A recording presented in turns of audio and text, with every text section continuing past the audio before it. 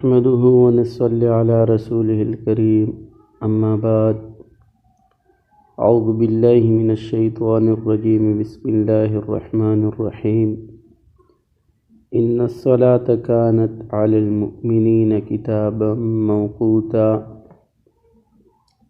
صدق اللہ العظیم۔ میرے محترم سامعین حضرات، نماز کی فرضیت اور مشروعیت قرآن کریم،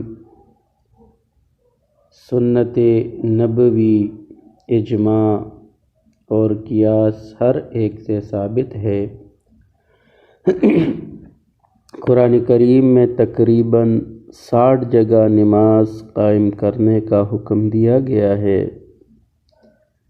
ارشاد باری تعالی ہے، اقیموا الصلاۃ، نماز کو قائم کرو۔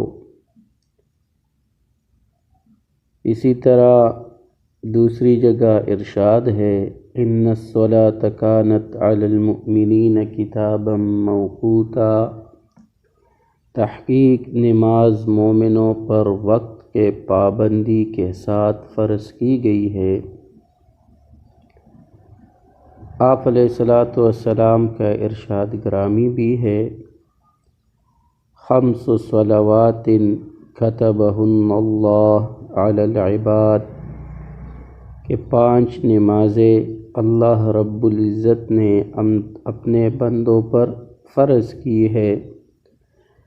فمن جاء بہن لم یزع منہن شیئا استخفافا بحقہن،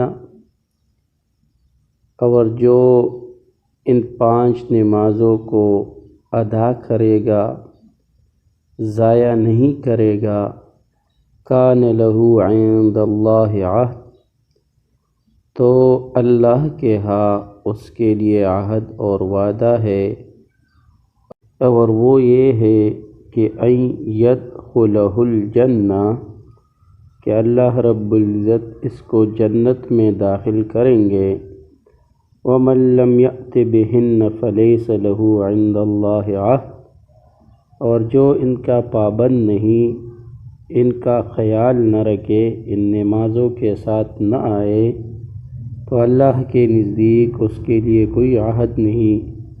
ان شاء عذبہ و ان شاء ادخلہ الجنہ، کہ اللہ چاہے تو ان کو عذاب دے گا یا اس کو جنت میں داخل کرے، یہ اللہ کی طرف سپرد ہے کہ وہ اس کا فیصلہ کیسے فرماتے ہیں۔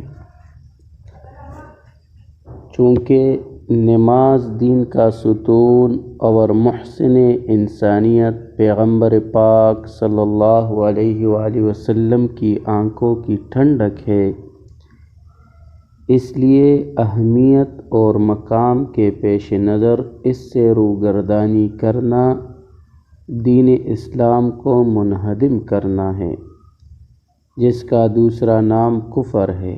ارشاد باری تعالی ہے، وَأَقِيمُوا الصَّلَاةَ وَلَا تَكُونُوا مِنَ الْمُشْرِكِينَ، کہ نماز کو قائم کرو اور مشرکین میں سے نہ ہو جاؤ۔ اس سے معلوم ہوا کہ ترک نماز سے کفر و شرک میں گرفتار ہونے کا اندیشہ ہے۔ حضور پاک صلی اللہ علیہ وآلہ وسلم نے بھی اس کی طرف واضح اشارہ فرمایا ہے، ان بین الرجل و بین الشرک والکفر ترک الصلاۃ، کہ بے شک بندہ اور کفر و شرک کو ملانے والی چیز نماز چھوڑنا ہے۔ چنانچہ کبار صحابہ کرام اور ائمہ مجتہدین حضرات سے بے نمازی کے بارے میں کفر، ارتداد، وجوب القتل اور حبس و قید وغیرہ جیسے اقوال منقول ہے۔ آپ صلی اللہ علیہ وآلہ وسلم کا یہ بھی ارشاد ہے کہ قیامت کے دن سب سے پہلے نماز کا حساب کتاب کیا جائے گا۔ اگر نماز درست نکلی تو آدمی کامیاب و کامران ہوگا، اور اگر نماز فاسد نکلی تو آدمی ناکام و نامراد ہوگا۔ نماز کی اہمیت کے پیش نظر آقائے نامدار صلی اللہ علیہ وسلم نے اس دنیا سے رخصت ہوتے ہوئے بھی اپنے امت کو وصیت کرتے ہوئے فرمایا الصلاۃ الصلاۃ وما ملکت ایمانکم، کہ نماز کا خیال رکھو، نماز کا خیال رکھو، اور غلاموں اور ماتحتوں کا بھی۔